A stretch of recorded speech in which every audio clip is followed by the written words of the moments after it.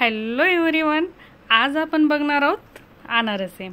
तर बघू शकताय तुम्ही किती छान असे अनारसे झालेले आहेत। जाळी पण छान पडली आहे, एकदम हलके फुलके असे बनतात आणि बऱ्याच वेळेस तेलकट बनतात। तर तेलकट नाही बनवा म्हणून काही टिप्स दिलेल्या आहेत मी, आणि एकदम परफेक्ट अशी रेसिपी आहे।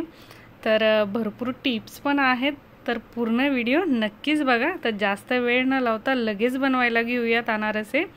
तर अनारसे बनवण्यासाठी सर्वात आधी आपल्याला तांदूळ व्यवस्थित स्वच्छ साफ करून घ्यायचे। त्याच्यामध्ये खडे वगैरे नसायला पाहिजे, किंवा काही असेल तर साफ करून घ्या आणि 2 ते 3 पाण्याने स्वच्छ धुवून घ्या। मी साधेच तांदूळ घेतलेत, आपण डोस्याला जे बनवतो ते। राशनचे तांदूळ असतात ते घ्या, किंवा कोणतेही तांदूळ घेतले तरी चालेल। तर तांदूळ आपल्याला 3 दिवस भिजून ठेवायचे। तर बघू शकताय मी दुपारी भिजवत ठेवलेत। तर आजचा दिवस, त्याच्यानंतर उद्याचा एक दिवस आणि तिसऱ्या दिवशी आपल्याला पाण्यातून बाहेर काढायचेत, आणि तिन्ही दिवस त्यातलं पाणी बदलून घ्यायचंय। तर तांदूळ स्वच्छ धुवून घेतलेत तिसऱ्या दिवशी, परत दुपारीच काढलेत मी बाहेर। त्यानंतर त्याला चाळणीमध्ये स्वच्छ धुवून पाणी निथळायला ठेवलेलं आहे।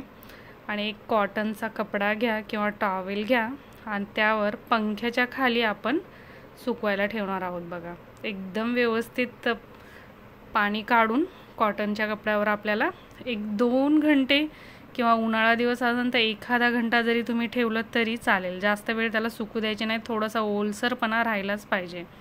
आणि जेवढे तांदूळ आहेत तेवढीच साखर घ्या, किंवा थोडीशी कमी घेतली तरी चालेल। मी 2 ग्लास तांदूळ घेतले होते, तर साखर पण मी 2 ग्लास घेत आहे। तर थोडीशी कमी घेतली तरी चालेल साखर। 1-1.5 ग्लास घेतलं तरी तुम्ही गोड जसं खाता तसं करा। तर बघा, साखर वाटून घेतलेली आहे। आता तांदूळ बघूयात। तांदूळ आपले छान सुकले पाहिजे, थोडेसे ओलसर राहिले पाहिजे, जास्त नाही सुकायला हवे, नाहीतर मग व्यवस्थित अनारसे होत नाहीत। तर बघा, तांदूळ एकदम छान असे कोरडे झालेत आणि असे थंड आहेत, एकदम कडक झालेले नाही आहेत। 1 ते 1.5 घंटाच ठेवला आहे मी सुकायला। उन्हाळा दिवस आहे, लगेच ते सुकतात। आता याला आपण मिक्सर जारमध्ये टाकून बारीक असं वाटून घ्यायचं आहे।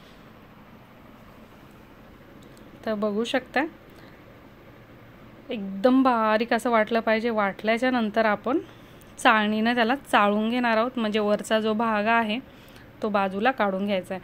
आणि मी अनारसाची रेसिपी जी आहे ही आपण साखरपासून बनवत आहोत। तर मी गुळाचे अनारसे बनवलेले आहेत, ती पण माझ्या चॅनलवर आहे। तर ती पण तुम्ही बघू शकता चॅनलवर माझ्या सर्च करून। तर बघा, एकदम छान बारीक झाले, आणि वरचा जो भाग आहे तो दुसऱ्या बॅचला टाकायचा आहे आणि परत वाटून घ्यायचं आहे आपल्याला। आपण किती जरी बारीक वाटलं तर थोडंसं त्याच्यामध्ये दाणे दाणे राहतातच, त्यासाठी चाळणीनं चाळून घ्या आणि वरचा भाग परत दुसऱ्या बॅचमध्ये टाकून बारीक असं वाटून घ्या। तर दुसरी बॅच पण मी व्यवस्थित वाटून घेतली आहे, आणि जी साखर आपण ठेवली होती वाटून ती मिक्स केलेली आहे बघा। तर साखर आणि जे तांदूळ आपण बारीक वाटून घेतले त्याला मिक्स करून घ्यायचं आहे, आणि काहीच नाही टाकायचं याच्यामध्ये, फक्त ते मिक्स करून थोड्या वेळ तसंच झाकून ठेवायचं आहे आपल्याला। तांदूळ ओलसर असल्यामुळे थोडंसं साखर टाकलं की ओलसरपणा त्याला येतो। बरेच जण याच्यामध्ये अजिबात पाणी टाकत नाहीत। मी लास्ट टाइम जे बनवलेत त्याच्यात पण थोडंसं पाणी टाकलेलं आहे। तर मला भरपूर कमेंट आलता की ताई याच्यामध्ये पाणी बिलकुल नाही टाकायचं, पण थोडंसं पाणी टाकावंच लागतं। 1 ते 2 चम्मच एवढ्या सारणला अर्धा किलोचं पीठ आहे बघा ते। तर बघू शकताय मी त्याला मस्त 1 दिवसच ठेवले तसं मिक्स करून, आणि चम्मचनं पाणी घेऊन दाखवते तुम्हाला। हात थोडेसे ओलसर करायचेत आपल्याला, आणि बघायचे बरंच वेळेस काय होतं, तांदूळ जास्त ओलसर राहतात, कधी कधी जास्त सुकतात, तर पाण्याचं प्रमाण थोडं कमी जास्त होऊ शकतं। जास्त पाणी नाही टाकले मी, फक्त आपण पोह्यानं जो पोह्याचा चम्मच असतो त्याच्यानं 2 ते 3 चम्मच टाकलेले आहेत मी, फक्त हात ओले करून घेतलेत। आपण अगदी जास्त टाकलं तर पीठ एकदम पातळ होतं। तर थोडंसं 1 चम्मच हात ओले करून पीठ मिक्स करून बघायचं आहे, लागलंच तर पाणी घ्या, नाहीतर नका घेऊ। आणि हे पीठ तुम्ही आंबवण्यासाठी ठेवलं 2 ते 3 दिवस, तर अगदी एकदम छान असे अनारसे होतात। बघा, अजून 1 चम्मच घेतले, मला भरपूर कमेंट आलं की ताई पाणी अजिबात नाही टाकायचं, पण बिगर पाण्याचे होतच नाही, तर 1-2 चम्मच पाणी पाहिजे.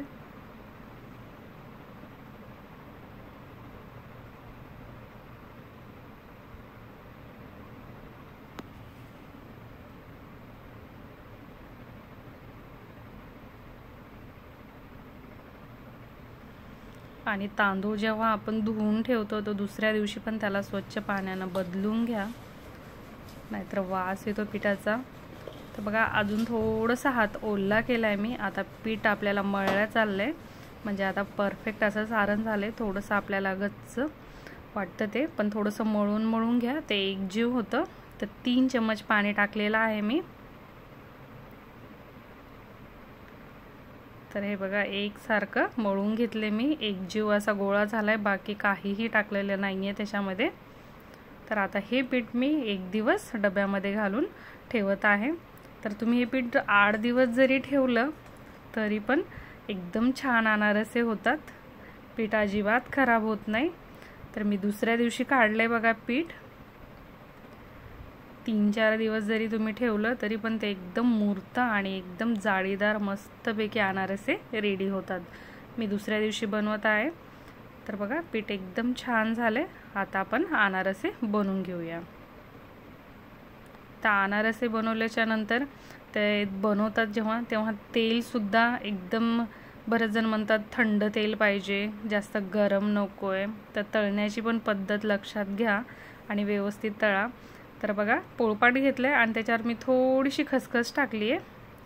तर खसखस टाकून वरतून आपण त्याला प्रेस करणार आहोत, किंवा पोळपाटला खाली थोडंसं तुम्ही तेल लावून घेतलं तरी चालेल. आणि एका बॅचला एकच अनारसा तळायचा, वाटलं तर थोडंसं मोठी साईज करा, तेव्हा एकदम छान होतात, ते जाळीदार मस्त बनतात. तर तेल मी एकदम गरम करून घेतले. सुरुवातीलाच आपण थंड तेल केलं तर ते लगेच ते पीठ टाकल्या असं फुटल्यासारखं होतं आणि बाजूला सगळं असं पीठ होतं. तर तेल गरम करून मग गॅस कमी केलेला आहे बघा, लक्ष द्या. बऱ्याच वेळेस सगळेजण म्हणतात कमी तेल हवं आहे, त्यानंतर गॅस पण कमी पाहिजे, पण तेल कडकडीत गरम करून घ्यायचं आहे आपल्याला, मग गॅस कमी करायचा आहे. आणि एका बॅचला एकच अनारसा टाकायचा आहे आणि एका साईडनंच अनारसा केव्हा पण तळतात, वरतून त्याच्यात तेल टाकायचं आहे आपल्याला, पलटी नाही मारायचं, तेव्हा त्याच्याला जाळी पडते आणि आपल्याला जसा कलर पाहिजे. बऱ्याच जणांना कडक अनारसे आवडतात, एकदम ब्राऊन कलरचे, खूप जणांना व्हाईटच आवडतात, कोणाला थोडेसे गोल्डन फ्राय आवडतात. तर जसे तुम्हाला हवे तसे तुम्ही बनवू शकता. तर बघा जाळी किती छान पडत आहे अनारसाची. आणि तुम्ही एकच बॅचला 2-3 टाकले तर ते चिटकतात आणि थोडीशी जाळी कमी होते. तर किंवा मग कढई थोडीशी मोठी घेऊन तुम्ही 2 वगैरे टाकून बघा. तर मी एका बॅचला एकच टाकलेत आणि थोडे मोठे बनवून घेतलेले आहेत. तर वरतून जसं आपण त्याच्यावर तेल टाकलं तशी जाळी पडते बघा. तर बघू शकताय तुम्ही, एकदम जाळी पडलेली आहे. आणि काढताना जेव्हा थोडंसं असं आपल्याला काढून असं थांबायचं आहे, त्याचं तेल पूर्ण असं नितळू द्यायचं आहे. आणि नंतर सुद्धा एक कॉटनचा कपडा घ्या किंवा टिश्यू पेपर घ्या किंवा जाळी घ्यायची आणि जाळीच्या खाली कॉटनचा कपडा टाकायचा. कॉटनच्या कपड्याला एकदम तेल लगेच आतमध्ये घेते ते कॉटनचा कपडा. आणि मग नंतर लास्टला कपड्याला पिळून घ्यायचं आणि खाली पातेलं ठेवायचं आणि ते पूर्ण 1 दिवस तुम्ही तसंच ठेवा. तेल एकदम छान पूर्णच्या पूर्ण नितळून अनारशाचं बाहेर पडतं. खूप अनारसे तेल अब्झर्व करतं, त्यासाठी कॉटनच्या कपड्यावर तुम्ही एक चाळणी घ्या, त्याच्यावर कॉटनचा कपडा टाका आणि मग अनारसे टाका आणि खाली एखादं पातेलं ठेवा. आणि दुसऱ्या दिवशी बघा तेल एकदम त्याच्यामध्ये सगळं उतरणार आणि मग आपण याला एखाद्या डब्यामध्ये भरून ठेवायचे. तर बिलकुल अजिबात तेलकट होणार नाहीत तुमचे अनारसे. तर मी सांगत जी आहे टिप्स ती करून बघा तुम्ही. आता बघा दुसरा पण अनारसा जे आहे ते मी टाकलेला आहे आणि तो सुद्धा एकच टाकलेला आहे, एका बॅचला एकच, आणि वरतून तेल टाकत आहे. तर त्याला पण एकदम सुंदर अशी जाळी आलेली आहे. एकदम हलके फुलके असे अनारसे आपले सगळे करून रेडी झालेले आहेत बघा. याला पण एकदम छान अशी जाळी पडली आहे. तर सर्व अनारसे करून रेडी झालेत, तर नक्कीच अनारसे करून बघा, एकदम परफेक्ट बनतील. तुम्ही फर्स्ट टाइम पण बनवत असाल तर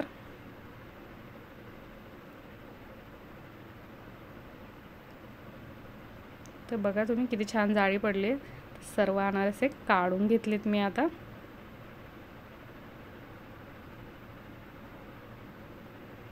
सध्याचे मी एका चाळणीमध्ये ठेवलेत, एका कॉटनच्या कपड्यामध्ये सर्व झाल्याच्या नंतर टाकते मी. त्याचा व्हिडिओ नाही बनवला आहे, फक्त चाळणीमध्ये ठेवलेत मी. तर बघा खाली तेल त्याचं फक्त 4-5च आहेत, त्याचं पण तेल किती पडलेलं आहे, खाली उतरतं तेल. ते एकदम छान असे हलके फुलके अनारसे आपले रेडी झालेले आहेत बघा.